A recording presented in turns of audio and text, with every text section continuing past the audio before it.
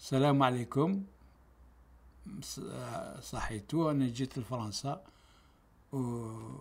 وراني فرحان أني معكم اليوم. Mon nom est Ismaili, mon prénom est Belkacem. Je suis né en Algérie en 1935, donc j'ai 79 ans. J'ai été à l'école française en Algérie et je suis venu à l'âge de 19 ans en France. Et depuis, je suis resté en France jusqu'à la retraite. J'ai travaillé qu'en France.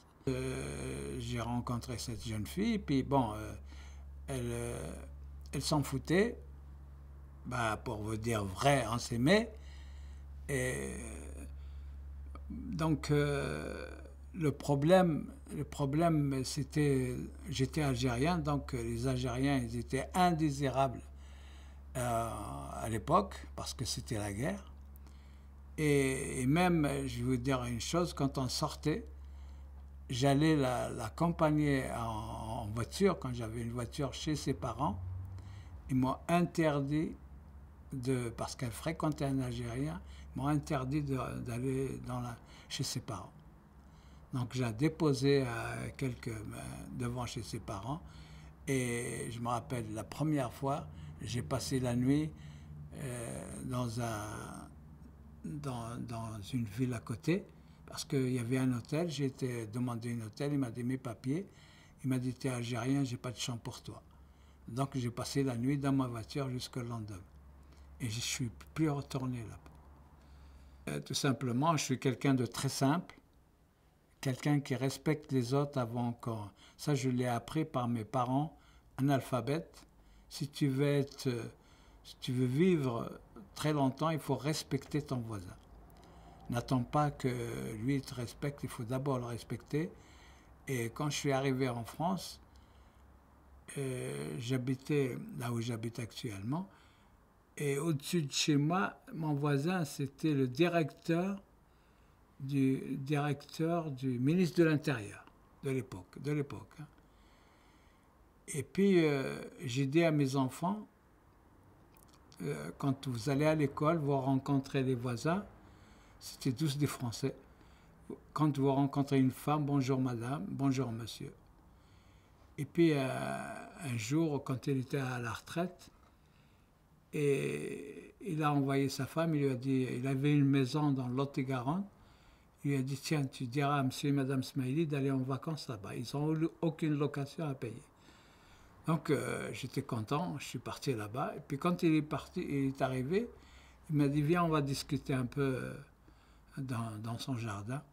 Et on discutait gentiment. Il m'a dit, vous savez, je vous apprécie parce que pendant la guerre d'indépendance de l'Algérie, c'était pas facile pour moi.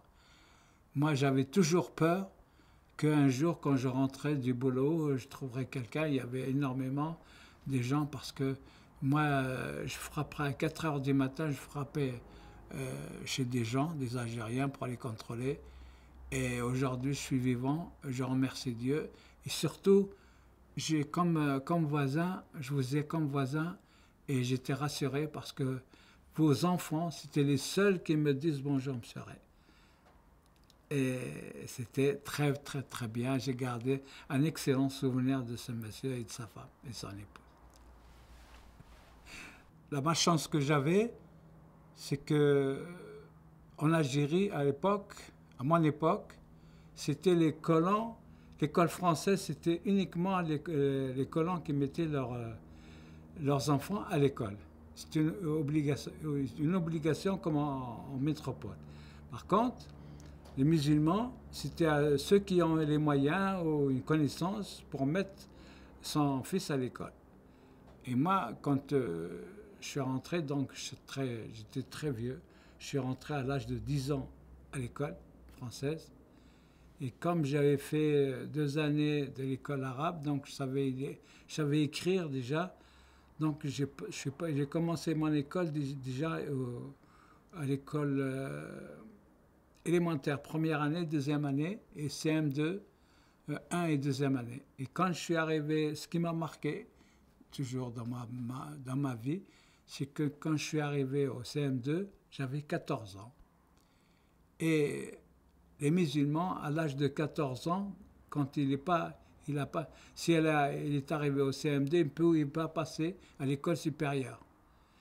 Et donc, à 14 ans, on m'a foutu à la porte parce que j'étais trop vieux. Ça m'a marqué à vie. Donc, je suis rentré tard à l'école française, c'était à l'âge de 10 ans, et j'ai passé tous les examens. J'étais dans les 3 premiers des écoles. J'étais un élève je voulais à tout prix apprendre parce que mes parents n'avaient pas les moyens. C'était à l'époque, ils n'avaient pas le choix d'aller à l'école française. Donc moi, ils m'ont mis je dois ça à mon grand-père, ils m'ont mis à l'école française. Et évidemment, à partir de là, quand j'étais à l'école, je voulais, et arrivé à l'âge de 14 ans, c'est là que je commençais à apprendre vraiment, à savoir ce que c'est la langue française. Et on m'a foutu à la porte, j'étais trop vieux. Et quand je suis sorti, j'ai pris mon père, j'ai dit, on va voir le directeur, s'il le faut, tu vas payer, mais il faut que je continue l'école. Je n'ai pas envie de m'arrêter là. Et on a été voir le directeur de l'école, il s'appelait M. David. Alors quand je suis arrivé, il m'a dit, qu'est-ce que tu veux, Smaïli? J'ai dit, c'est mon père. Voilà, il veut payer pour que je continue l'école, parce que 14 ans, je ne suis pas trop vieux. Alors il m'a dit, 14 ans, c'est trop vieux. Et, et ce qui m'a marqué aussi, et que je n'oublierai jamais, il m'a dit, qu'est-ce qu'il veut ton père? Tu sais lire et écrire et compter en français. Qu'est-ce qu'il veut de plus? Que tu sois avocat, que tu veux être avocat ou médecin, c'est pas pour toi ça. C'est pour nous. Et ça m'a marqué, je ne l'oublierai jamais. Quand je suis venu pour la première fois d'Algérie en France, je suis venu comme ça avec un pantalon et une veste et c'est tout. Donc je suis resté avec ça pendant 1 mois.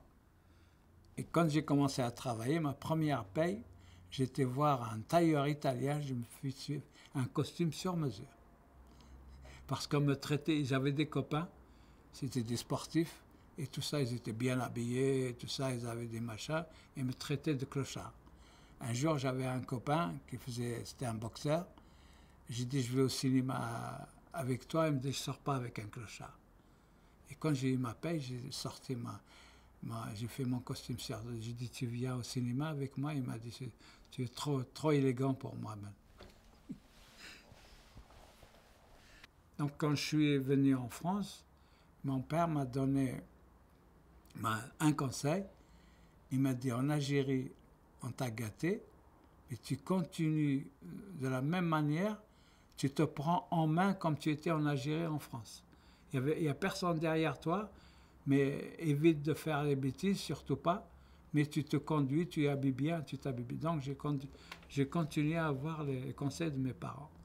Et voilà, j'ai eu de la chance de tomber sur une fille qu'à l'époque, c'était pas facile de fréquenter un Algérien.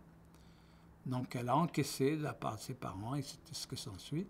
Mais j'ai